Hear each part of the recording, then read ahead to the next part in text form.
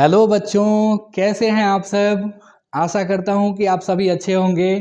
तो प्यारे बच्चों, आज मैं आपके लिए इस वीडियो में लेके आया हूं चैप्टर 7 के जितने भी इम्पॉर्टेंट क्वेश्चंस हैं जो कि नीट से लेके और जितने भी बोर्ड एग्जाम्स हैं सब में पूछे जाते हैं। तो चलिए आज का सेशन हम लोग स्टार्ट करते हैं। इसमें हम लोग चैप्टर 7 इवोल्यूशन के बारे में पढ़ने वाले हैं, ठीक है ना। तो प्यारे बच्चों देखें, हम लोगों को पहला क्वेश्चन जो है दिया गया है यहाँ पे। फर्स्ट क्वेश्चन जो है हम लोगों को दिया गया है ना, the word organic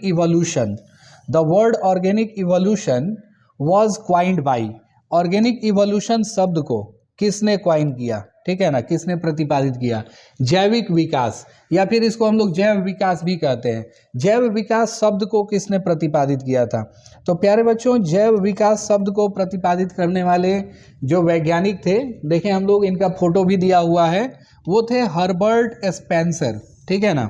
Herbert Spencer ने ही जैव विकास शब्द को क्वाइन किया था। विकास के जनक तो हम लोग कहते हैं चार्ल्स रॉबर्ट डार्विन को, है ना। चार्ल्स रॉबर्ट डार्विन को विकासवाद के जनक कहते हैं, परंतु विकास शब्द को जो है प्रतिपादित करने वाले वैज्ञानिक यही थे, हर्बर्ट स्पेंसर, ठीक है। आइए अगला सवाल हम लोग देखें। अगला सवाल हम लोगों को दिया गया है ना कि this theory states that living organisms on earth. यानी कौन सी थ्योरी बताती है कि लिविंग ऑर्गेनिज्म जो है इस अर्थ पे क्रिएट हुए हैं एक डिवाइन पावर से। डिवाइन पावर का मतलब होता है दैवीय शक्ति। कौन सा थ्योरी ये बताता है कि दैवीय शक्ति से ये दुनिया बनी है, ठीक है ना। यानी ये दुनिया जो है, जीवित जीव जितने हैं इस धरती पर, वो सभी किसी ना किसी दैवीय शक्ति द्वारा निर्मित हुए हैं। ये बात कौन बताता है, ठीक है।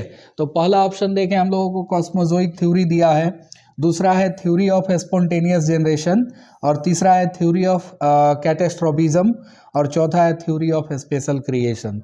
तो प्यारे बच्चों, एक हमारे प्रिस्ट थे, ठीक है ना, चर्च के एक पुजारी थे सुयारेज। तो सुयारेज उन्होंने बताया था कि इस धरती का निर्माण जो हुआ है ना, वो मात्र 6 दिनों में हुआ है, और ये किसी ना किसी भगवान का प्रभाव है, किसी ना किसी गॉड अल्लाह का जो है प्रभाव है, जिसके चलते ये पृथ्वी बनी है। तो प्यारे बच्चों, इस थ्योरी का नाम हम लोग देते हैं थ्योरी ऑफ स्पेशल क्रिएशन, यानी विशिष्ट सृष्टिवाद का सिद्धांत। विशिष्ट सृष्टिवाद का सिद्धांत हम लोग इसको कहते हैं, ठीक है। आइए अगला सवाल हम लोग देखें। पूछा जा रहा है ना कि according to theory of panspermia resistant spores of life are. According to the theory of panspermia resistant spores of life are. Panspermia के सिद्धांत के अनुसार प्रतिरोधी बीजाणु जीवन के हैं, क्या हैं बताएं। पहला ऑप्शन है स्पर्मेटोजोआ, दूसरा कॉस्मोजोआ, तीसरा कॉस्मिड्स, और चौथा है स्पोरोजोआ। तो प्यारे बच्चों, पैंसपर्मिया थ्योरी जो है ना, पैंसपर्मिया का सिद्धांत हम लोगों को ये बताता है कि लाइफ जो है ना वो शुरू हुई है कॉस्मोजोआ से। लाइफ का स्टार्ट जो हुआ है ना वो कॉस्मोजोआ से ही हुआ है, ठीक है ना। कॉस्मोजोआ जो है यही है जहाँ से शुरुआत हुआ है इस धरती पर जीवन का, ठीक है। आइए अगला सवाल हम लोग देखें। 4th नंबर क्वेश्चन जो है, कहा जा रहा है ना कि the theory of spontaneous generation. Spontaneous generation, theory of spontaneous generation is also called, यानी स्वतः जननवाद का सिद्धांत और किस नाम से जाना जाता है। पहला ऑप्शन है हमारा थ्योरी ऑफ बायोजेनेसिस, दूसरा है थ्योरी ऑफ एबायोजेनेसिस, थ्योरी ऑफ कैटेस्ट्रोफिज्म, और थ्योरी ऑफ पैंसपर्मिया। तो प्यारे बच्चों, इस क्वेश्चन का आंसर जो हो जाएगा हमारा, वो हो जाएगा थ्योरी ऑफ एबायोजेनेसिस, है ना। एबायोजेनेसिस, एबायोजेनेसिस अर्थात अजीवात जीवोत्पत्ति का सिद्धांत। यानी ये थ्योरी ये बताता है कि इस अर्थ पे जो भी ऑर्गेनिज्म आए हैं, जो भी जीव आए हैं, उनका निर्माण जो हुआ है ना वो निर्जीव वस्तुओं से हुआ है। निर्जीव वस्तुओं से हुआ है, जाहिर है निर्जीव वस्तुओं से हुआ है, परंतु वो आप आगे चल के जो है सजीव बने हैं। जैसे हम लोगों का शरीर बना है नॉर्मली, मीथेन हो गया, ऑक्सीजन हो गया, जल हो गया, अमोनिया हो गया, इन सब चीज़ों को मिला के बना है। तो ये सारी चीज़ें कहीं ना कहीं जो है क्या हैं, आज निर्जीव ही हैं, निर्जीव चीज़ें ही हैं, ठीक है। आइए अगला सवाल हम लोग देखें। बताया गया है ना कि theory of A biogenesis was believed by. A biogenesis के थ्योरी को, ठीक है ना, यानी जीवोत्पत्ति के सिद्धांत को किन किन लोगों ने विश्वास किया था, ठीक है ना। जीवोत्पत्ति का सिद्धांत सही है, ये बात किन किन लोगों ने मानी थी। देखें हम लोगों को जितने भी बायोलॉजिस्ट थे पहले, सबका जो है फिगर और नेम दिया गया है। एरिस्टोटल हो गए, थेल्स हो गए, ठीक है ना, प्लेटो हो गए, और इसके बाद वॉन हेलमोंट हो गए, ठीक है ना, ये सब लोग। ऑप्शन देखिए क्या क्या दिया है। एरिस्टोटल हो गया, थेल्स एंड प्लेटो हो गए, और von Helmont, all of these. तो प्यारे बच्चों, इस क्वेश्चन का भी आंसर, ये सारे लोग जो है ना, ये सारे लोग एक तरह से डिपेंडेंट थे, एक तरह से मतलब जानते थे कि भाई जीवोत्पत्ति के सिद्धांत जो है ये सही है, यानी ए बायोजेनेसिस का जो थ्योरी है ना वो करेक्ट है बिल्कुल। तो प्यारे बच्चों, इस क्वेश्चन का सही आंसर हो जाएगा हमारा ऑल ऑफ दीज। ये जितने भी लोग थे सभी मानते थे कि थ्योरी ऑफ ए बायोजेनेसिस सही है ना। आइए अगला सवाल हम लोग देखें। अगला क्वेश्चन जो है हम लोगों को दिया गया है ना कि by swan neck flask experiment theory of biogenesis was confirmed by, यानी बायोजेनेसिस सिद्धांत की डैश डैश के स्वान नेक फ्लास्क के द्वारा पुष्टि हुई, ठीक है ना। किनके स्वान नेक फ्लास्क के द्वारा बायोजेनेसिस थ्योरी की, बायोजेनेसिस सिद्धांत की पुष्टि हुई। तो प्यारे बच्चों, लुई पास्चर जो है, हम लोगों ने पढ़ा है लुई पास्चर, ठीक है ना। लुई पास्चर ने प्रूफ किया था, उन्होंने स्वान नेक फ्लास्क में जो है अपना एक्सपेरिमेंट दिखाया था। चैप्टर 7 में हम लोग डिटेल में पढ़े हुए हैं काफ़ी। तो उन्होंने जो है इस फ्लास्क में मीट के टुकड़ों को जो है रखा हुआ था, है ना। और तब देखा कि जो फ्लास्क ढके हुए नहीं हैं उनमें मक्खियाँ बन जा रही हैं, और जो फ्लास्क ढके हुए थे उनमें मक्खियाँ नहीं बन पा रही हैं। तो इस तरह से इस सिद्धांत की पुष्टि हुई थी लुईस पास्चर के द्वारा, है ना, लुईस पास्चर। और भी ऑप्शन है लेकिन ये इनकरेक्ट होगा, ठीक है। आइए अगला क्वेश्चन हम लोग देखें।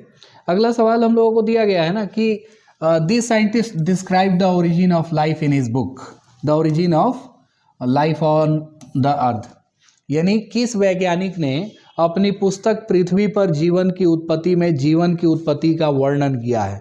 तो प्यारे बच्चों, ये देखें हम लोग उस वैज्ञानिक का फोटो दे दिया है, आंसर जो भी होगा उनका फोटो दे दिया है। पहला ऑप्शन है हाल्डेन, दूसरा एच यूरे, तीसरा स्टैनले मिलर, चौथा AI ओपेरिन, है ना।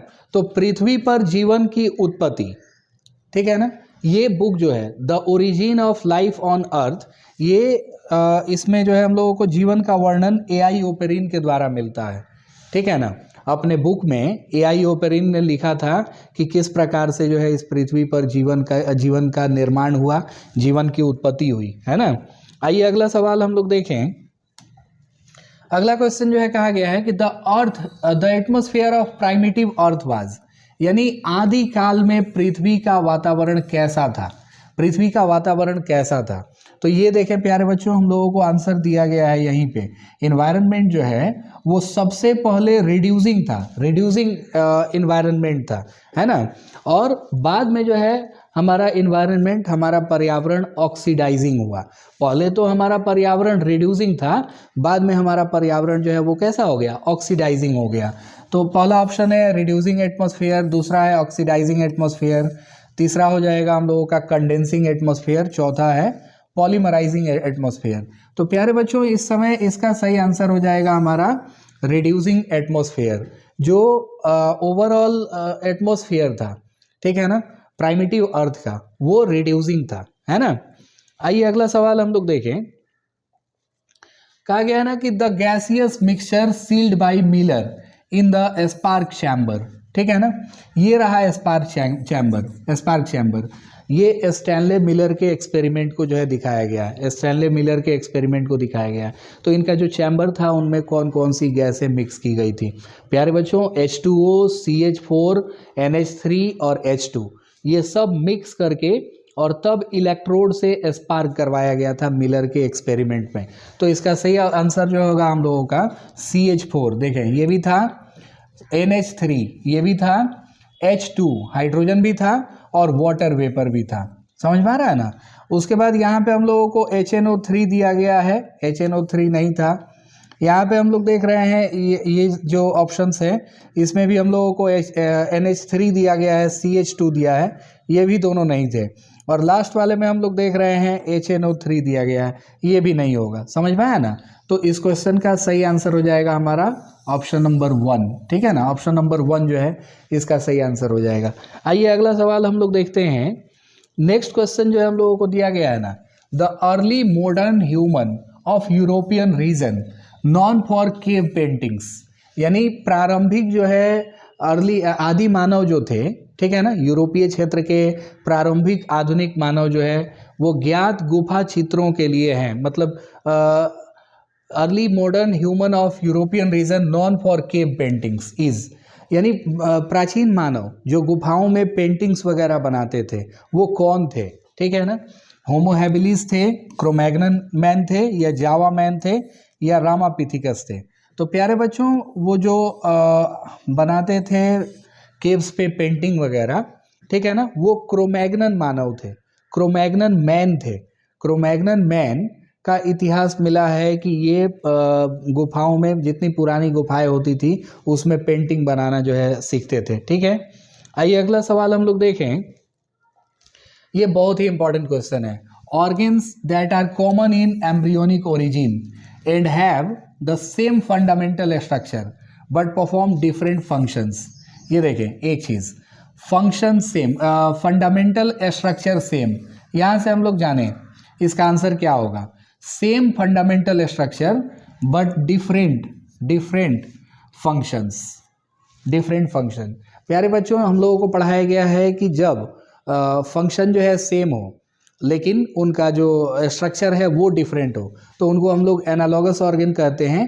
लेकिन जब स्ट्रक्चर सेम होता है और फंक्शन डिफरेंट होता है, फंक्शन जो है डिफरेंट होगा, अर्थात संरचना एक समान, देखने में ये जो स्ट्रक्चर है सब एक जैसा लगेगा लेकिन इनका काम जो है ना वो अलग अलग है, ठीक है ना, इनका काम अलग अलग है। तो वैसे ऑर्गन्स को हम लोग जो है ना होमोलोगस ऑर्गन कहते हैं, होमोलोगस ऑर्गन, समजात अंग। तो इसका सही आंसर जो है हो जाएगा समजात अंग, ठीक है ना। होमोजीनस ऑर्गन भी दिया है, एनालोगस ऑर्गन भी दिया है, वेस्टिजियल ऑर्गन भी दिया है, तो ये तीनों ऑप्शन नहीं होगा, ठीक है ना। एनालोगस हम लोग कहते हैं जिनका स्ट्रक्चर जो है वो क्या हो, स्ट्रक्चर जो है यहाँ देखें हम लोग स्ट्रक्चर डिफरेंट हो लेकिन उनका फंक्शन सेम हो, उनको हम लोग एनालॉगस। और वेस्टिजियल ऑर्गन उसको कहेंगे जो मतलब पहले हुआ करते थे लेकिन अब जो है किसी रीजन से गायब हो गए हैं, ठीक है। आइए अगला क्वेश्चन हम लोग देखें। पूछा जा रहा है बताइए होमोलॉजी क्या है। Homology is the similarity among organs of different organisms having a common ancestry of embryonic origin. The similarity among organisms, organs of different organism having a different ancestry or embryonic origin. The similarity among organs of different organism based on common function but differ in their origin. And the dissimilarity among the organs of different organism having a different ancestry or embryonic origin. प्यारे बच्चों homology हम लोग कहते हैं इसको, similarity among organs, organs के बीच similarity होनी चाहिए, अलग अलग ऑर्गेनिज्म के अलग अलग जीव हों और अलग अलग जीवों के ऑर्गन्स के बीच समानता देखने को मिले, अलग अलग जीवों के ऑर्गन्स के बीच समानता देखने को मिले, साथ ही साथ हैविंग ए कॉमन एंसेस्ट्री, ठीक है ना, ऑफ एम्ब्रियोनिक ओरिजिन, उनके एम्ब्रायो को देख के ऐसा लगे कि उनका ओरिजिन जो है ना वो सेम रहा होगा। तो प्यारे बच्चों होमोलॉजी का सही आंसर हो जाएगा हमारा ऑप्शन नंबर ए, ठीक है। आइए अगला सवाल हम लोग देखें।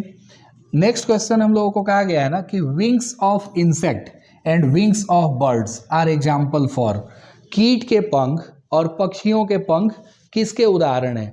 होमोलोगस ऑर्गन के, एनालोगस ऑर्गन के, पैरेलिज्म के और क्लैडोजेनेसिस के। तो प्यारे बच्चों कीट के पंख और तितली के पंख दोनों उड़ने का काम करते हैं, यानी इनका फंक्शन सेम है, ये दोनों फ्लाई करने का काम करते हैं, functions are same but their structure are different, इन दोनों के स्ट्रक्चर्स जो है ना वो अलग अलग हैं। तो जब फंक्शन सेम हो स्ट्रक्चर डिफरेंट हो तो उन ऑर्गन्स को हम लोग एनालोगस ऑर्गन कहते हैं। सो इसका सही आंसर हो जाएगा हमारा ऑप्शन नंबर 2, ठीक है। आइए अगला सवाल हम लोग देखें। अगला क्वेश्चन जो है कहा गया ना कि the mouth parts of all insects contain the similar structure so they are analogous organ, homologous organ, vestigial organ, atavistic organ. यानी सभी कीड़ों के मुंह के अंगों में समान मात्रा होती है, लेकिन होती हैं संरचनाएं हैं। वो कौन सी संरचनाएं हैं बताएं? होमोलोगस, एनालोगस, वेस्टिजियल या एटाविस्टिक। तो प्यारे बच्चों इस क्वेश्चन का आंसर हो जाएगा होमोलोगस ऑर्गन, ठीक है ना, होमोलोगस ऑर्गन हो जाएगा। माउथ पार्ट जो है ऑल इंसेक्ट्स के कंटेन सिमिलर स्ट्रक्चर सिमिलर है, समझ में आया ना। तो जब स्ट्रक्चर सिमिलर होता है उसको हम लोग होमोलॉजी कहते हैं, होमोलोगस ऑर्गन कहते हैं, है ना। आइए अगला सवाल हम लोग देखें। बताया जा रहा है ना कि डार्विन ने जीव जंतुओं और वनस्पतियों का अध्ययन किया। Darwin studied fauna and flora of, कहाँ के फ्लोरा और फाना को स्टडी किया था डार्विन ने? तो बता दें कि डार्विन ने 5 इयर्स तक जो है अपना जर्नी कंप्लीट किया था 1831 से 1836 तक, है ना। और इस दौरान वो बहुत सारे आइलैंड पे जो है गए हुए थे, बहुत सारे जगह पे गए हुए थे, ठीक है ना। लेकिन एक स्पेशल जगह पे उनको फिंच बर्ड मिली थी। और प्यारे बच्चों हम लोग उनके जहाज़ का नाम याद रखते हैं। उनके जहाज़ का नाम था HMS बीगल। वो HMS बीगल जहाज़ से जो है अपनी जर्नी पूरी किए हुए थे, ठीक है ना। तो इनके जहाज़ का नाम जो है कई बार पूछा जाता है। डार्विन जो थे वो किस जहाज़ से अपनी यात्रा किए थे, ठीक है। तो ये जो आइलैंड हम लोग देख रहे हैं ये है गैलापैगोस आइलैंड। डार्विन अपने वॉयज में, अपने समुद्री यात्रा में गैलापैगोस आइलैंड गए हुए थे, ठीक है ना। तो इस क्वेश्चन का सही आंसर हो जाएगा हमारा ऑप्शन नंबर 3, गैलापैगोस आइलैंड। यहीं पे डार्विन गए हुए थे, ठीक है। आइए अगला सवाल हम लोग देखते हैं। पूछा जा रहा है ना कि फिंच बर्ड एक्सप्लेन, फिंच पक्षी समझाते हैं। बताइए क्या समझाते हैं? Convergent evolution, adaptive radiation, parallel evolution और होमोप्लासी। तो प्यारे बच्चों फिंच बर्ड जो है ना वो एडाप्टिव रेडिएशन समझाती है, ठीक है ना। एडाप्टिव रेडिएशन अर्थात अनुकूली विकिरण। फिंच चिड़ियों में ये देखें हम लोग ये सब अलग अलग जगह पे रहने वाली चिड़िया है। चिड़िया एक ही है, फिंच है, लेकिन सबका परिवेश जो है, सबका इन्वायरमेंट थोड़ा सा डिफरेंट है, जिसके चलते इनमें थोड़ा बहुत बदलाव आया है। इसका चोंच किसी और स्टाइल का है, इसका चोंच जो है वो किसी और टाइप का है, इसके चोंच का स्टाइल अलग है, इसके चोंच का स्टाइल अलग है। तो जो जहाँ जिस इन्वायरमेंट में रहती है ना उसके हिसाब से इनमें मॉडिफिकेशन आया है। तो इस तरह की एक्टिविटी को हम लोग कहते हैं एडाप्टिव रेडिएशन, अनुकूली विकिरण, है ना। आइए अगला सवाल हम लोग देखें। कहा गया ना कि wings of butterfly and wings of birds are example of. तितली के पंख और पक्षियों के पंख। इसके पहले जो था सवाल वो अलग था। इसके पहले जो है हम लोगों को तितली के पंख और पक्षियों के पंख जो है, कीट के पंख और पक्षियों के पंख दिया गया था, ठीक है ना। अभी क्वेश्चन जो है थोड़ा सा अलग है। तितली के पंख और पक्षियों के पंख जो है वो किसके उदाहरण है? वेस्टिजियल ऑर्गन के, एनालोगस ऑर्गन के, होमोलोगस ऑर्गन के या एटाविस्टिक ऑर्गन के? तो प्यारे बच्चों तितली के पंख और पक्षियों के पंख वो एनालोगस ऑर्गन के उदाहरण है ना। इनको हम लोग समवृत्ति अंग कहते हैं, समवृत्ति अंग, ठीक है ना, समवृत्ति अंग, या फिर इनको हम लोग कह देते हैं असमजात अंग, असमजात अंग कहते हैं इनको हम लोग, ठीक है ना। एनालोगस ऑर्गन कहते हैं क्योंकि देखें इनका स्ट्रक्चर जो होता है वो डिफरेंट होता है बट फंक्शन जो है इनका सेम होता है, ठीक है। आइए अगला सवाल हम लोग देखें। कहा गया है ना कि adaptive radiation of reptiles occur during, यानी सरीसृपों का अनुकूली विकिरण कब हुआ, किस काल में हुआ? क्रस्टेशियस काल में, जुरासिक काल में, त्रियासिक काल में या पर्मियन काल में? कौन से पीरियड में हुआ था जो रेप्टिलियंस हैं इनमें एडाप्टिव रेडिएशन? तो प्यारे बच्चों एडाप्टिव रेडिएशन में जो एडाप्टिव रेडिएशन जो रेप्टाइल्स में हुआ था वो हुआ था जुरासिक पीरियड में, है ना। जुरासिक काल में हुआ था। जुरासिक काल में जितने भी रेप्टिलियंस थे वो जो है उनमें देखने को मिला था एडाप्टिव रेडिएशन, है ना। आइए अगला क्वेश्चन हम लोग देखें। कहा जा रहा है ना कि origin of primitive mammals occur during, origin of primitive mammals occur during, आदिम स्तनधारियों की उत्पत्ति किसके दौरान हुई? त्रियासिक काल में, जुरासिक काल में, क्रिस्टेशियस काल में या टर्शियरी पीरियड में? तो प्यारे बच्चों इस क्वेश्चन का भी सही आंसर हो जाएगा हमारा जुरासिक पीरियड, ठीक है ना। जितने भी प्राइमिटिव मैमल्स थे, प्राचीन स्तनधारी थे, उन सब में उन सब का विकास जो है, उन सब का ओरिजिन जो था ना, वो एक तरह से जुरासिक काल ही था। जुरासिक काल में ये सभी उत्पन्न हुए थे। डायनासोर भी जो है जुरासिक काल में ही आए थे। कहा गया the book published by Charles Robert Darwin on evolution, Charles Robert Darwin द्वारा प्रकाशित की गई पुस्तक का नाम, ठीक है ना, क्या था? On the tendency of varieties to depart from original types, और फिलोसफी जूलॉजिक, या ओरिजिन ऑफ स्पीसीज, या the origin of species by natural selection of the preservation of favoured races in the struggle for life. प्यारे बच्चों, Darwin ने जो किताब लिखी थी ना, उस किताब का नाम था ओरिजिन ऑफ स्पीसीज। डार्विन ने जो किताब लिखी थी उस किताब का नाम था ओरिजिन ऑफ स्पीसीज, है ना। चलिए अगला क्वेश्चन हम लोग देखें। अगला सवाल जो हम लोगों को कहा गया है ना कि who was the first civilised man, प्रथम सभ्य मनुष्य कौन था। देखें प्यारे बच्चों, यहाँ पे हम लोगों को उसका फिगर दिया हुआ है। ये क्रोमैग्नन मानव थे, सबसे ज़्यादा समझदार मानव, ठीक है ना। आदि मानव जो है उनमें सबसे ज़्यादा समझदार ये क्रोमैग्नन मानव ही थे, ठीक है। तो देखें ऑप्शन दिया है क्रोमैग्नन मैन, और दिया है निएंडरथल मैन, और दिया है हम लोगों को हिडेलबर्ग मैन, और फिर दिया है टर्निफायर मैन। तो प्यारे बच्चों, जो सबसे समझदार मनुष्य थे ना, वो थे निएंडरथल, होमो निएंडरथलेंसिस, ठीक है ना। निएंडरथल मानव जो है वो सबसे ज़्यादा समझदार थे, ठीक है। अगला क्वेश्चन देखें, मनुष्य का पूर्वज जो सबसे पहले सीधा खड़ा हुआ था, बताइए। Ancestor of man who first stood erect was, कौन सा मनुष्य था जो सबसे पहले सीधा खड़ा हुआ था? तो प्यारे बच्चों, इसका सही आंसर हो जाएगा ऑस्ट्रेलोपिथिकस। ऑस्ट्रेलोपिथिकस जो थे, देखिए इसका सीक्वेंस जो है एक बार आपको बता देते हैं। सबसे पहले ड्रायोपिथिकस होगा, उसके बाद रामापिथिकस, उसके बाद ऑस्ट्रेलोपिथिकस, ठीक है ना। ये तीनों आए थे। उसके बाद से शुरू हुआ होमो हैबिलिस, होमो इरेक्टस, होमो निएंडरथालेंसिस और होमो सैपियंस। तो ये 7 स्टेप्स में ह्यूमन इवोल्यूशन हुआ है, ठीक है। तो उसमें से ऑस्ट्रेलोपिथिकस जो थे ना, ये सबसे पहले सीधा खड़े हुए थे, ठीक है। आइए अगला सवाल हम लोग देखें। पूछा जा रहा है मोस्ट रेसेंट फॉसिल ऑफ मैन, मनुष्य का सबसे ताज़ा जीवाश्म किसका मिला है?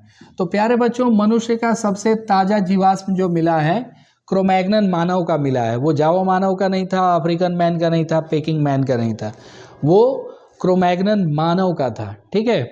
आइए अगला क्वेश्चन हम लोग देखें। विच of the following shows similarity with first man, निम्नलिखित में से कौन प्रथम मनुष्य से समानता दर्शाता है? प्रथम मनुष्य से समानता दर्शाता है। तो सबसे पहले मनुष्यों की तरह दिखने वाले प्यारे बच्चों थे होमो हैबिलिस, होमो निएंडरथल, ऑस्ट्रेलोपिथिकस, होमो इरेक्टस, ये सब मानवों की तरह दिखते थे, लेकिन इन सबसे पहले आए थे होमो हैबिलिस। तो इसलिए इस क्वेश्चन का सही आंसर हो जाएगा हमारा होमो हैबिलिस, ठीक है। आइए आगे चलते हैं हम लोग। पूछा गया है क्रोमैग्नन मैन वॉज, क्रोमैग्नन आदमी क्या खाते थे? हर्बीवोर्स थे, फ्रूगीवोर्स थे, सैंग्यूवोर्स थे, या ओमनीवोर्स थे?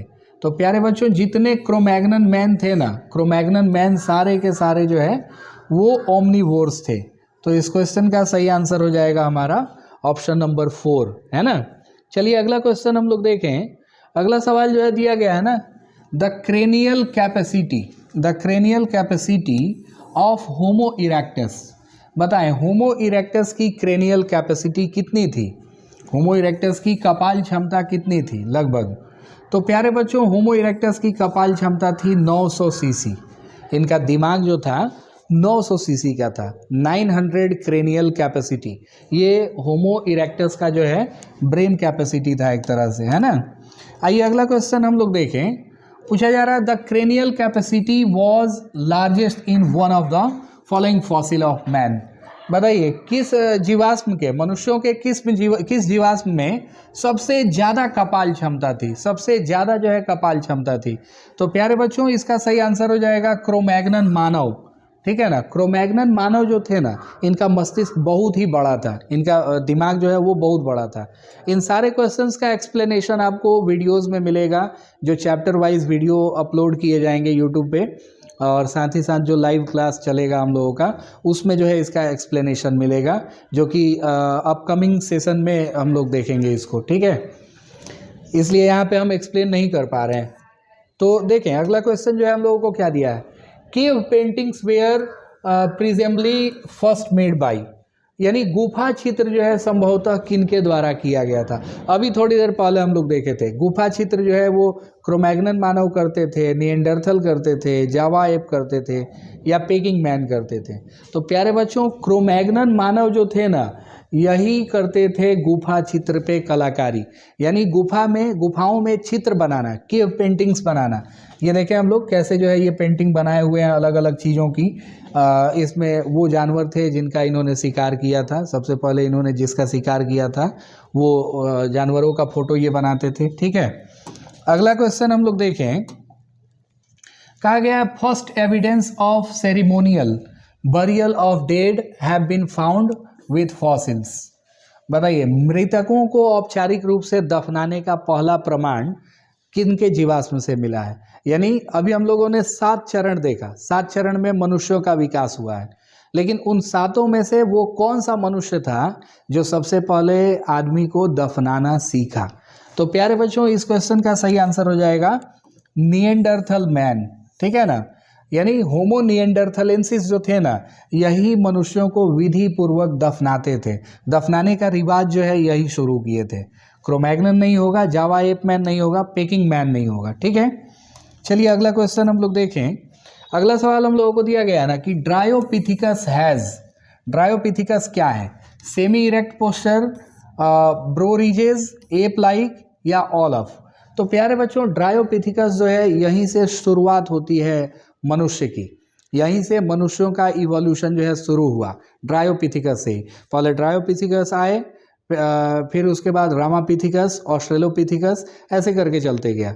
तो ड्रायोपिथिकस जो है ना उनमें इन सब का गुण था। सेमी इरेक्ट पोस्चर, वो सीधे खड़े नहीं हो पाते थे। ब्रो रीजेस, थोड़ा सा झुके हुए थे ये। एप लाइक, पूरा बंदर की तरह थे। समझ में आ रहा है ना। तो ये हो जाएगा इसका ऑप्शन नंबर 4, सही आंसर हो जाएगा इसका ऑप्शन नंबर 4, है ना। आइए अगला क्वेश्चन हम लोग देखें। कहा जा रहा है ना कि common origin of man and chimpanzee is shown by, यानी मनुष्य और चिंपैंजी की सामान्य उत्पत्ति किसके द्वारा दी गई, ठीक है ना। Chromosome number, dental formula, cranial capacity, binocular vision. तो प्यारे बच्चों मनुष्य और चिंपैंजी में समानता जो होती है ना ये गुणसूत्रीय संख्या में होती है। गुणसूत्रीय संख्या का मतलब हो गया इनके क्रोमोसोमल नंबर्स जो है वो मैच करते हैं, ठीक है। आगे हम लोग देखें अगला question, human ancestors first to build huts and wear animal hides, यानी वो कौन से मानव थे जो सबसे पहले झोपड़ी बनाना शुरू किए और वियर एनिमल हाइड्स यानी जानवरों की खाल पहनना शुरू किए। तो प्यारे बच्चों इस क्वेश्चन का भी सही आंसर हो जाएगा होमो निएंडरथलेंसिस, ठीक है ना। निएंडरथल मानव जो थे ना वो सबसे पहले झोपड़ी बनाए और फिर जो है जानवरों की खाल पहनना शुरू किए। इसका कारण ये था ना क्योंकि होमो निएंडरथलेंसिस के पहले होमो इरेक्टस आए थे और होमो इरेक्टस जो है वो मांसाहारी थे, वो जानवरों का शिकार करते थे। तो जानवरों का शिकार करने के बाद उनका मीट तो वो खा जाते थे परंतु जो स्किन बचता था वो जो है फेंक देते थे। इसलिए इनके बाद जो आए ना निएंडरथलेंसिस उन्होंने स्किन को जो है पहनना शुरू कर दिया, ठीक है। आइए अगला क्वेश्चन हम लोग देखते हैं। अगला सवाल जो हम लोगों को दिया गया है ना कि बताइए which of the following is true for Homo sapiens. Homo sapiens के लिए कौन सी बात सही है। Protruded mouth, cranial capacity of 400 cc, 1400 cc, omnivores, develop tail. पूंछ तो होती नहीं थी, पूंछ जो है नहीं होती थी किस में, होमो सैपियंस में, तो ये तो होगा नहीं इसका, ठीक है। यहाँ सही ऑप्शन इसका हो जाएगा क्रेनियल कैपेसिटी ऑफ 1400 सीसी। जितने होमो सैपियंस थे यानी हम लोगों की क्रेनियल कैपेसिटी थी 1400 सीसी। ये क्वेश्चन बहुत इंपॉर्टेंट है, इसको ध्यान में रखेंगे सभी लोग। देखें the first human like hominid, बताइए पहला ह्यूमन लाइक होमोनिड कौन था। ऑस्ट्रेलोपिथिकस नहीं होगा, होमो सैपियंस निएंडरथलेंसिस नहीं होगा, क्रोमैग्नन मैन नहीं होगा। इसका सही आंसर हो जाएगा मेरे प्यारे बच्चों होमो इरेक्टस। सबसे पहले ह्यूमन के जैसा दिखने वाले होमो इरेक्टस से, होमोनिड जो है यहीं से शुरू होता है। अगला क्वेश्चन हम लोग देखें, फादर सुआरेज द्वारा प्रस्तावित सिद्धांत कौन सा था? Theory propose by father Suarez, है ना। तो अभी हम लोग थोड़ी देर पहले जो है डिस्कस किए थे कि फादर सुआरेज जो थे, चर्च के फादर जो थे ये, इन्होंने थ्योरी ऑफ स्पेशल क्रिएशन को प्रपोज किया था। थ्योरी ऑफ स्पेशल क्रिएशन, विशिष्ट सृष्टिवाद का सिद्धांत, जिसमें इन्होंने बताया था कि पृथ्वी की संरचना और जीवों की उत्पत्ति मात्र 6 दिन में हुई है, जो कि कभी भी पॉसिबल नहीं था। यानी हम लोग साइंस पढ़ रहे हैं तो साइंस जो है कभी भी फैक्ट मानता है, प्रूफ मांगता है ना, और इस बात का कोई प्रूफ नहीं था। ठीक है, जाहिर है देवी देवता हो सकते हैं, लेकिन फिर भी यहाँ पे जीवन की उत्पत्ति का सिद्धांत जो है वैज्ञानिकों को नहीं मिला, मतलब इसका कोई प्रमाण नहीं मिला, इसलिए इनकी बात को जो है गलत किया गया। ठीक है, आइए अगला क्वेश्चन हम लोग देखें। कहा जा रहा है ना कि sources of energy for all chemical reaction in prebiotic soup. बताइए, प्रीबायोटिक सूप में, प्रीबायोटिक सूप हम लोग कहते हैं जब पृथ्वी की संरचना हो रही थी, पृथ्वी का निर्माण हो रहा था। ठीक है, तो पृथ्वी का निर्माण होने के समय जो समुद्र है ना, समुद्र को एक सूप बताया गया है, सूप। ठीक है ना, सूप बताया गया है, और उसी सूप से, प्रीबायोटिक सूप से सभी जीवों की रचना हुई है। ये बात सही है, इसका तथ्य भी मिला है कि समुद्र से ही जीवन की शुरुआत हुई है। ठीक है, तो प्यारे बच्चों क्वेश्चन पूछा गया है कि बताइए सोर्स क्या था एनर्जी का? वोल्केनिक एक्टिविटीज थी, यूवी रेज थी, या अदर रेडिएशन, लाइटनिंग था यानी वज्रपात। तो प्यारे बच्चों उस समय जो है एनर्जी का सोर्स ये सब था, ये टोटल था। समझ में आ रहा है ना? यानी ज्वालामुखी से भी मिलता था ऊर्जा, पाराबैंगनी किरणों से भी मिलता था, और लाइटनिंग यानी जो तड़ित थे, बिजली चमकती थी, उससे भी ऊर्जा मिलती थी, है ना। अगला क्वेश्चन हम लोग देखें, पूछा जाएगा ना कि the suspended colloidal system in the hot dilute soup later acquired lipids to form membrane. यानी हॉट सूप में जो आगे चल के मेम्ब्रेन यानी झिल्ली बनने का जो है काम किए, उनको क्या कहते हैं हम लोग? माइक्रोस्फेयर्स कहते हैं, कोएसरवेट्स कहते हैं, फ्री जीन्स कहते हैं, या ऑल दीज कहते हैं। तो प्यारे बच्चों आप फोटो देख के बता सकते हैं। ये जो फिगर हम लोग देख रहे हैं, सबसे पहले इस धरती पर यही आए थे जिन्होंने झिल्ली बनाना शुरू किया था, मेम्ब्रेन बनाया सबसे पहले। ठीक है ना, तो ये मेम्ब्रेन बनाने वाले जो ऑर्गेनिजम्स थे ये थे हमारे कोएसरवेट्स। ठीक है, कोएसरवेट्स का फिगर दिया गया है बगल में हम लोगों को। अगला क्वेश्चन देखें, बताया जा रहा है presence of short tail, presence of short tail in new born human babies. नए नए जो बच्चे जन्म लेते थे पहले, उनमें जो है ना पूंछ उपस्थित होता था। ये देखें मेरे प्यारे बच्चों, यहाँ पूंछ दिखाया गया हम लोगों को। तो जितने नए बच्चे जन्म लेते थे ना ह्यूमन के, उनमें पूंछ होती थी। तो बताइए पूंछ की उपस्थिति जो है वो किसके कारण होती थी? एटाविज्म के कारण, एल्बिनिज्म, एंटागोनिज्म, या फिर एनालॉजी? तो प्यारे बच्चों इस क्वेश्चन का सही आंसर हो जाएगा एटाविज्म। ठीक है ना, इस घटना को, मतलब जितने भी नवजात शिशु हैं उनमें पूंछ की उपस्थिति होना एटाविज्म कहलाता था। ठीक है, आइए अगला सवाल हम लोग देखते हैं। कहा गया है ना कि the principles of embryology were outlined by, यानी भ्रूण विज्ञान के सिद्धांतों को किसने बताया?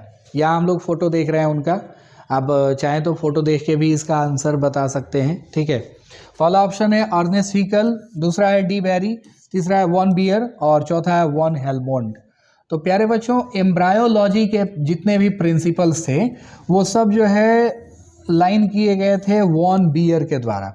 ठीक है ना, ये जो फिगर हम लोगों को दिया है ये फिगर वॉन बियर का है। ठीक है ना, तो इस क्वेश्चन का सही आंसर हो जाएगा वॉन बियर। ठीक है, आइए अगला सवाल हम लोग देखें। कहा गया है ना कि recapitulation theory was proposed by, यानी पुनः पूंजीकरण सिद्धांत जो है वो किसके द्वारा दिया गया था? वॉन बियर, हैकेल, नीधम और नटेल। ठीक है, तो प्यारे बच्चों इस क्वेश्चन का सही आंसर हो जाएगा हैकेल। अर्नेस्ट हैकेल जो थे, अर्नेस्ट हैकेल ने ही रिकैपिटुलेशन का थ्योरी प्रपोज किया था। ठीक है, आइए अगला सवाल हम लोग देखें। कहा जा रहा है ना कि बताइए biogenetic law is proposed by, यानी बायोजेनेटिक सिद्धांत को किसने बनाया था? Ernest Hückel, HF. नल्टेल और टी.एच. मॉर्गन, या फिर वॉन बियर? तो प्यारे बच्चों बायोजेनेटिक लॉ को बनाने वाले जो थे ना, बायोजेनेटिक लॉ को बनाने वाले वो वॉन बियर थे, ठीक है ना, कार्ल वॉन बियर। तो ये वॉन बियर जो है इसका सही आंसर हो जाएगा। बायोजेनेटिक लॉ को प्रपोज किया गया था वॉन बियर के द्वारा, है ना। आइए अगला क्वेश्चन हम लोग देखें। कहा गया ना कि Archaeopteryx suggest the evolution of, Archaeopteryx जो है वो किसके विकास का सुझाव देता है? Birds from reptiles, amphibians from fishes, mammals from reptiles, reptiles from amphibians. प्यारे बच्चों ये जो आर्कियोप्टेरिक्स हम लोग देख रहे हैं, इसके अवशेष जब प्राप्त हुए हैं तो इसके अवशेष से ये हम लोगों को पता चला है ना कि इसमें पक्षी के भी लक्षण थे और इसमें सरीसृप के भी लक्षण थे। इसमें बर्ड्स का भी कैरेक्टर था और इसमें रेप्टिलियंस का भी कैरेक्टर था। तो बर्ड्स और रेप्टिलियंस दोनों का कैरेक्टरिस्टिक शो करने वाले ऑर्गेनिज्म को हम लोग आर्कियोप्टेरिक्स कहते हैं। इस क्वेश्चन का सही आंसर हो जाएगा हमारा बर्ड्स फ्रॉम रेप्टाइल्स, ठीक है। रेप्टाइल से किस प्रकार बर्ड बने हैं वो दिखाया जाता है आर्कियोप्टेरिक्स के द्वारा। चलिए इसका आंसर दीजिए। Acquired characters is not inherited, acquired characters का इनहेरिटेंस नहीं होता है, यानी अगर सचिन का बेटा है तो वो सचिन नहीं बन सकता है, क्योंकि सचिन ने बैटिंग करना जो है यहाँ हासिल किया है, एक्वायर किया है, समझ में आया ना। तो इस तरह के और जो भी एग्जाम्पल्स होते हैं वो इनहेरिट नहीं हो सकते हैं। मतलब जो हमारा कैरेक्टर है वो हमारे बच्चे में जो एक्वायर्ड कैरेक्टर है, जिसको हमने जन्म के बाद अर्जित किया है, एक्वायर्ड कैरेक्टर उसको बोलेंगे, वो हमारे बच्चों में नहीं जा सकता है। समझ में आ रहा है ना। तो ये बात किसने बताई थी? साइंटिस्ट का फोटो दिया हुआ है और देखें अगर आप थोड़ा सा दिमाग लगाएं तो यहाँ से हम लोगों को एरो मार्क भी किया गया है। इसका आंसर हो जाएगा वीजमैन, ठीक है ना। वीजमैन ने इस बात को बताया था कि जितने भी एक्वायर्ड कैरेक्टर्स होते हैं, अर्जित लक्षण होते हैं, उनकी वंशागति नहीं होती है, ठीक है। आइए अगला क्वेश्चन हम लोग देखें। पूछा जा रहा है ना कि पैनजेनेसिस थ्योरी वाज प्रपोज्ड बाय, पैनजेनेसिस सिद्धांत किसके द्वारा प्रतिपादित किया गया था? लैमार्क के द्वारा, कोप के द्वारा, डार्विन के द्वारा, स्पेंसर के द्वारा। तो प्यारे बच्चों पैनजेनेसिस का थ्योरी जो है ये प्रपोज किया गया था डार्विन के द्वारा, है ना। पैनजेनेसिस का थ्योरी जो है वो डार्विन के द्वारा जो है किया गया था प्रपोज। तो इसका आंसर जो है डार्विन हो जाएगा, है ना। चलिए अगला क्वेश्चन हम लोग देखें। पूछा गया है ना कि dinosaurs perish during Cretaceous period because of, dinosaurs Cretaceous काल में डायनासोर नष्ट हो गए। बताइए किसके चलते नष्ट हो गए? इंटर स्पेसिफिक स्ट्रगल, अंतरजातीय संघर्ष के चलते, इंट्रा स्पेसिफिक स्ट्रगल, या स्ट्रगल विथ इन्वायरमेंट, या इंटरजेनेरिक स्ट्रगल। तो प्यारे बच्चों इसका सही आंसर हो जाएगा स्ट्रगल विथ इन्वायरमेंट, है ना। इन्वायरमेंट से स्ट्रगल करते हुए ऐसा माना जाता है कि एक बहुत बड़ा एस्टेरॉयड आके टकराया पृथ्वी पर, और एस्टेरॉयड के टकराने के बाद जो है सारे डायनासोर विलुप्त हो गए, है ना। जंगलों में बहुत बड़ी आग लगी और उस आग में ही सारे डायनासोर जो है जल गए, ऐसा माना जाता है, ठीक है। तो ये चीज़ हुआ था इन्वायरमेंट से स्ट्रगल करते समय, ठीक है। आइए अगला क्वेश्चन हम लोग देखें। Idea of survival of the fittest was proposed by, यानी जो जीव योग्यतम है उसकी उत्तरजीविता होती है, अर्थात योग्यतम की उत्तरजीविता का सिद्धांत किसने प्रतिपादित किया था? जैसे अगर दो शेर हैं और दोनों शेर आपस में लड़ रहे हैं तो उन दोनों शेरों में से वो शेर जीवित बचेगा जो पूरी तरह से योग्य है, बलवान है, मजबूत है ना। जो शेर कमज़ोर होगा वो मृत हो जाएगा, उसकी मृत्यु होगी, अर्थात उसको जो है प्रकृति ने चुन लिया। समझ में आया ना, वो यहाँ रहने के लायक नहीं है। तो बताएं ये थ्योरी जो है किसने बताया था? डार्विन ने, हर्बर्ट स्पेंसर, या डी ब्रीज, या लैमार्क? तो बच्चों इसका सही आंसर हो जाएगा हर्बर्ट स्पेंसर, ठीक है ना। हर्बर्ट स्पेंसर ने ये आइडिया प्रपोज किया था सर्वाइवल ऑफ द फिटेस्ट का, ठीक है। आइए अगला सवाल हम लोग देखते हैं। पूछा गया है ना कि the term mutation was coined by, mutation उत्परिवर्तन, उत्परिवर्तन शब्द को किसके द्वारा बनाया गया था? डी ब्रीज के द्वारा, डार्विन, बेटसन, या टी.एच. मॉर्गन? प्यारे बच्चों इस क्वेश्चन का सही आंसर हो जाएगा Hugo de Vries. Hugo de Vries ने ही म्यूटेशन थ्योरी की खोज करी थी। इवनिंग प्राइमरोज, ओइनोथेरा लैमार्कियाना, ये प्लांट का नाम था, ठीक है।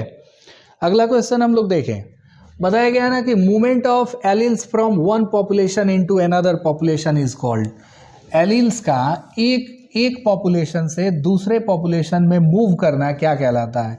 तो प्यारे बच्चों इसका आंसर यहाँ दे दिया गया है, ऑलरेडी दे दिया गया है। अगर एक पॉपुलेशन से दूसरे पॉपुलेशन में जीन्स का मूवमेंट होता है तो इसको हम लोग कहेंगे जीन फ्लो, है ना। तो इसका सही आंसर हो जाएगा ऑप्शन नंबर 1। जीन फ्लो हम लोग कह लेते हैं movement of alleles from one population to another, है ना। अगला क्वेश्चन हम लोग देखें। अगला सवाल दिया गया है ना कि if one species evolves into a different species it is called, यदि एक प्रजाति विकसित होकर दूसरी प्रजाति बन जाती है तो इस घटना को हम लोग क्या कहते हैं? इस घटना को हम लोग क्या कहते हैं? एक प्रजाति जो है, देखें यहाँ फिगर के थ्रू समझाया गया है, एक स्पीसीज है, इसमें थोड़ा थोड़ा इवोल्यूशन हुआ है, एक स्पीसीज है और इसमें थोड़ा थोड़ा इवोल्यूशन हुआ है, तो ये 3 अलग अलग स्पीसीज में जो है बंट गई है। इस इवेंट को हम लोग क्या कहते हैं? तो प्यारे बच्चों इस इवेंट को हम लोग कहते हैं क्लैडोजेनेसिस। इसको हम लोग क्लैडोजेनेसिस कहते हैं, समझ में आया ना। तो इसका सही आंसर हो जाएगा हमारा ऑप्शन नंबर 1, क्लैडोजेनेसिस। एक स्पीसीज से अगर बहुत सारी स्पीसीज बन जाती हैं, इस इवेंट को हम लोग क्लैडोजेनेसिस बोलते हैं। अब देखें क्वेश्चन है 50 number, evolution of human being is an example of. मनुष्य का विकास इनमें से किसका उदाहरण है? फाइलेटिक इवोल्यूशन, क्लैडोजेनेसिस, मॉर्फोजेनेसिस या फेडोजेनेसिस। तो प्यारे बच्चों ये भी ह्यूमन इवोल्यूशन जो हो रहा है, ह्यूमन इवोल्यूशन भी एक तरह से क्लैडोजेनेसिस का ही एग्जाम्पल है, ठीक है। ह्यूमन इवोल्यूशन जो है, मानव का विकास, ये क्लैडोजेनेसिस का ही एग्जाम्पल है। क्योंकि देखें एक अकेले जो है ड्रायोपिथिकस थे, ड्रायोपिथिकस से ही बन गए चिंपैंजी, उनसे बना गोरिल्ला, उनसे बने एप्स, उनसे बने गिबॉन, उनसे बने मंकी, उनसे भी हम लोग बने। तो ये सब जो है क्लैडोजेनेसिस का एग्जाम्पल होगा, ठीक है। आइए अगला क्वेश्चन हम लोग देखते हैं। Which is not a vestigial organ in man. बताइए मनुष्य में कौन सा अवशेषी अंग नहीं है? विजडम टीथ नहीं होगा, ये अवशेषी अंग है। मसल्स ऑफ एक्सटर्नल पिना, ये भी नहीं होगा, ये भी अवशेषी अंग है। और इलियम हो गया। फोसा ओवलिस भी नहीं होगा। लास्ट एक बच रहा है हम लोगों का, इलियम। तो इलियम जो है ना मनुष्य में वेस्टिजियल ऑर्गन का एग्जाम्पल नहीं है। बाकी ये तीनों ह्यूमन में वेस्टिजियल ऑर्गन के एग्जाम्पल हैं, ठीक है। आइए अगला सवाल हम लोग देखें। पूछा जा रहा है ना कि which of the following amino acid was not found to be synthesised in Miller's experiment. Miller के प्रयोग में कौन सा अमीनो एसिड जो है संश्लेषित नहीं पाया गया था? मिलर के प्रयोग में कौन से अमीनो अम्ल का सिंथेसिस नहीं हुआ था? ग्लाइसिन का, एस्पार्टिक एसिड का, ग्लूटामिक एसिड का या एलानिन का?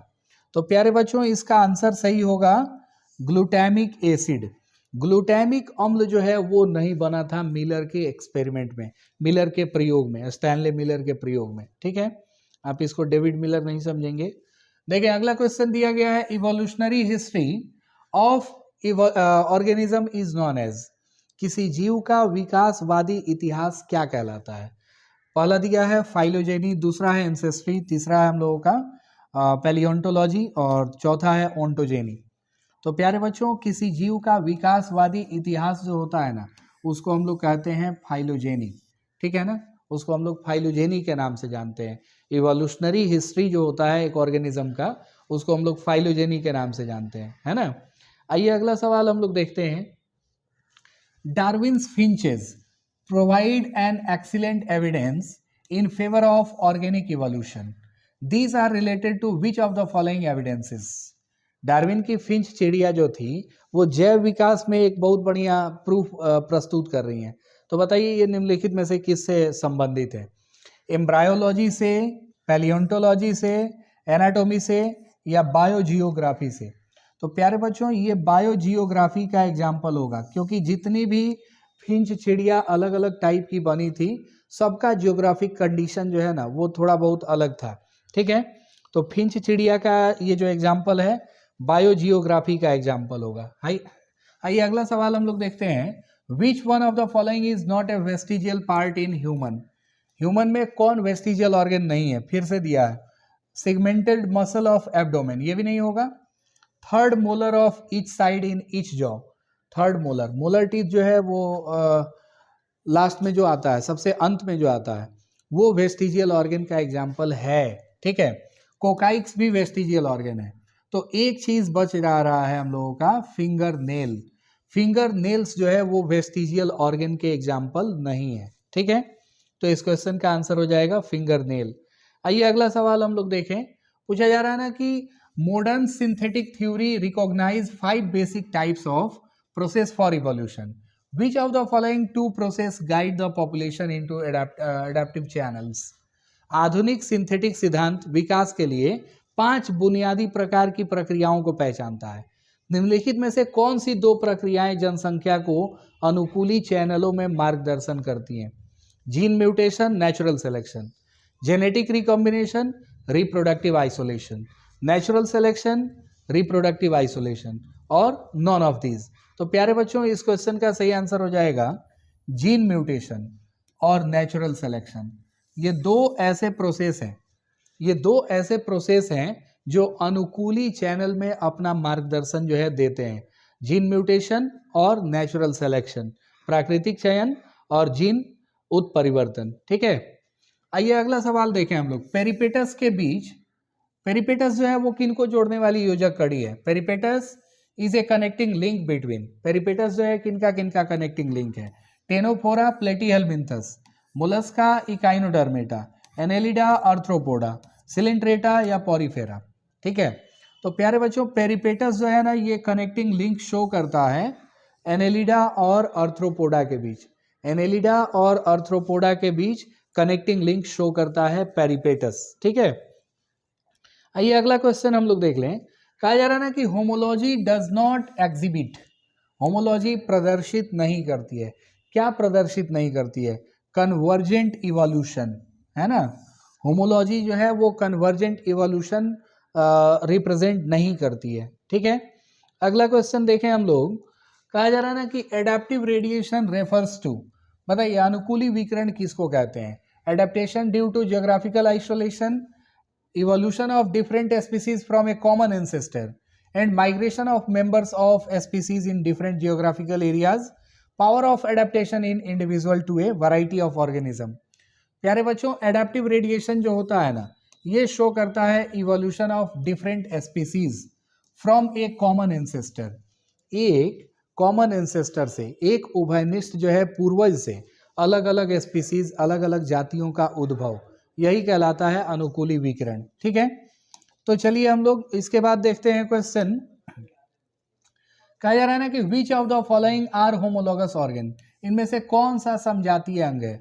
Wings of bird, wings of insect, wings of bat, wing of cockroach, wing of bird, hand of human, nail of human, being claws in animals. प्यारे बच्चों, इसका सही answer हो जाएगा wings of bird and hand of human, ठीक है ना। यानी पक्षियों के पंख और मनुष्यों के हाथ, ठीक है ना। Wings of bird and hand of human, ये इस क्वेश्चन का सही आंसर हो जाएगा। ये जो है होमोलॉगस ऑर्गन के एग्जाम्पल हो गए, ठीक है। आइए अगला क्वेश्चन हम लोग देखते हैं। अगला सवाल दिया है ना कि genetic drift operates only in, अनुवांशिक बहाव केवल डैश डैश में संचालित होता है। Island population, smaller population, larger population और मेंडेलियन पॉपुलेशन। देखें, अनुवांशिक बहाव जो होता है, जेनेटिक ड्रिफ्ट जो होता है, ये मेंडेलियन पॉपुलेशन में लागू होता है, ठीक है ना। मेंडेलियन पॉपुलेशन, जेनेटिक ड्रिफ्ट जो है ऑपरेट करता है केवल मेंडेलियन पॉपुलेशन को, ठीक है ना। ये हो जाएगा इसका सही आंसर। अगला है which of the following statement is correct, इनमें से कौन सा ऑप्शन जो है सही है? Homo erectus is the ancestor of man, Cro-Magnon man fossil has been found in Ethiopia, Australopithecus is the real ancestor of man, and Neanderthal man is the direct ancestor of Homo sapiens. प्यारे बच्चों, ये इसका सही answer हो जाएगा। होमो Neanderthal आदमी जो थे, होमो निएंडरथल मैन जो थे, वो एकदम डायरेक्ट एंसेस्टर थे होमो सैपियंस के। तो इस क्वेश्चन का सही आंसर हो जाएगा हमारा ऑप्शन नंबर 4, ठीक है ना।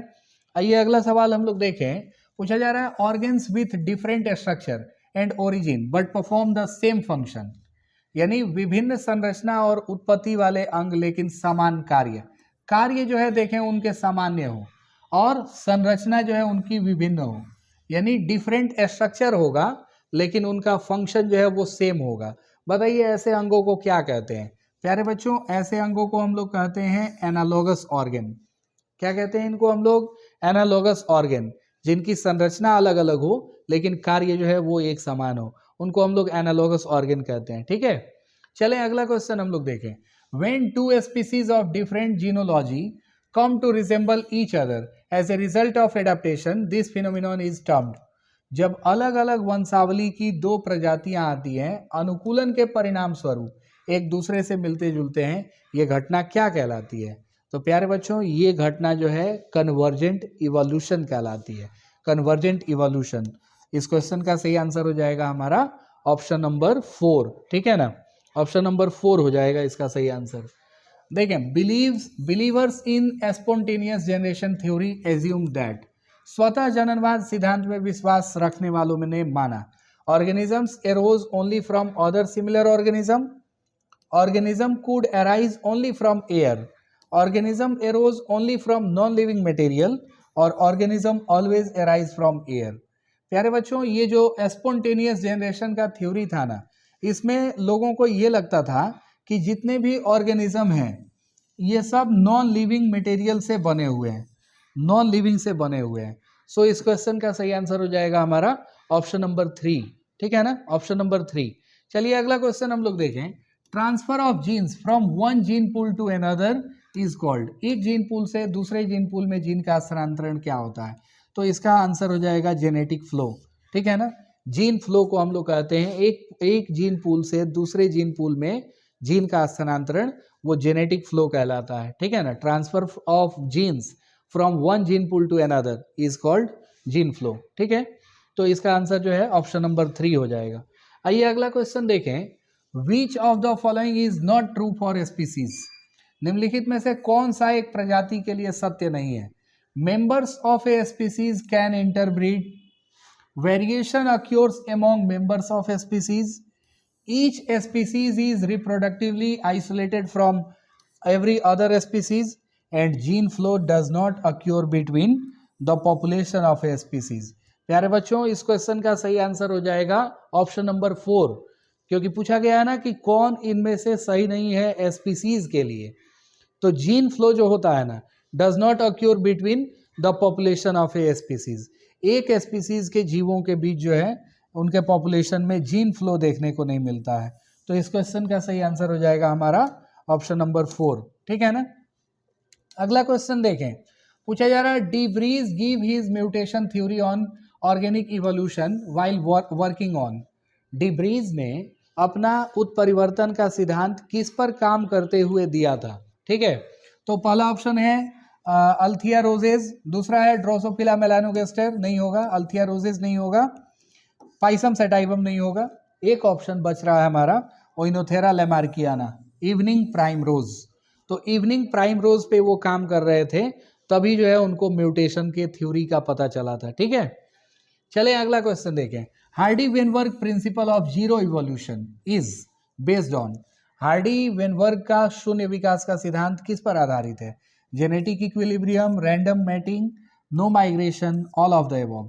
प्यारे बच्चों हार्डी वेनबर्ग का जो प्रिंसिपल है जीरो इवोल्यूशन का, वो इन सभी बातों पे निर्भर करता है, जेनेटिक इक्विलिब्रियम पे भी, रैंडम मेटिंग पे भी और नो माइग्रेशन पे भी, है ना। तो ये हो गया हम लोगों का 70 नंबर क्वेश्चन। देखें, what does the term reproductive isolation refers to, बताइए प्रजनन अलगाव जो है शब्द, इसका क्या तात्पर्य है? An individual is unable to fertilise itself, genes are not exchanged between the population, individuals from two population never mate, individuals from one population never produce offspring। प्यारे बच्चों इस क्वेश्चन का सही आंसर हो जाएगा रिप्रोडक्टिव आइसोलेशन का मतलब होता है genes are not exchange between two population, genes जो है वो कभी भी दो पॉपुलेशन के बीच एक्सचेंज नहीं हो सकते हैं। ठीक है, ये इसका सही आंसर हो जाएगा। आइए अगला क्वेश्चन देखें।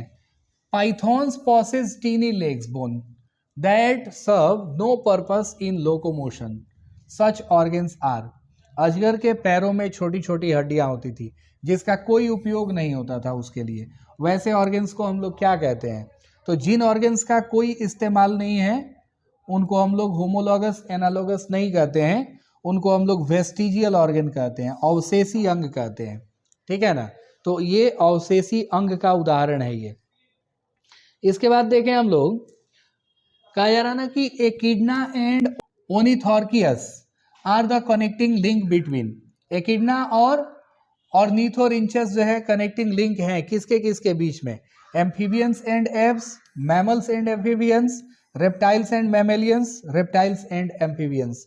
प्यारे बच्चों, ये जो एकिडना दे रहा है, एकिडना जो है वो रेप्टिलियन और मैमेलियन के बीच की योजक कड़ी है, रेप्टाइल और मैमल्स दोनों के बीच की योजक कड़ी है ना। तो ये था हमारा आज का सेशन। आज का सेशन जो है चैप्टर 7 का हम लोग यहाँ पे ख़त्म करते हैं। इसके बाद और भी बहुत सारे ऑब्जेक्टिव्स जो है हम लोग डिस्कस करेंगे। फिलहाल 31 जनवरी को 2 बजे से, दोपहर 2 बजे से लेकर शाम 5 बजे तक एक बहुत बड़ा मैराथन होने वाला है, जो 1 फरवरी के एग्जाम के दिन के लिए सबसे ज़्यादा जरूरी है। तो उस सेशन को प्यारे बच्चों मिस करना नहीं भूलें, और उस दिन वीडियो जो है वो लाइव चलेगा। सो आप अपने जितने भी दोस्त हैं बायोलॉजी का एग्ज़ाम जो देने जा रहे हैं, उनको आप ज़्यादा से ज़्यादा जो है उस वीडियो को शेयर करें। और जो लोग नए आ रहे हैं मेरे चैनल पे, उनसे रिक्वेस्ट है कि चैनल को सब्सक्राइब करें, वीडियो को लाइक करें और कमेंट करें, है ना। तो थैंक यू मेरे प्यारे बच्चों।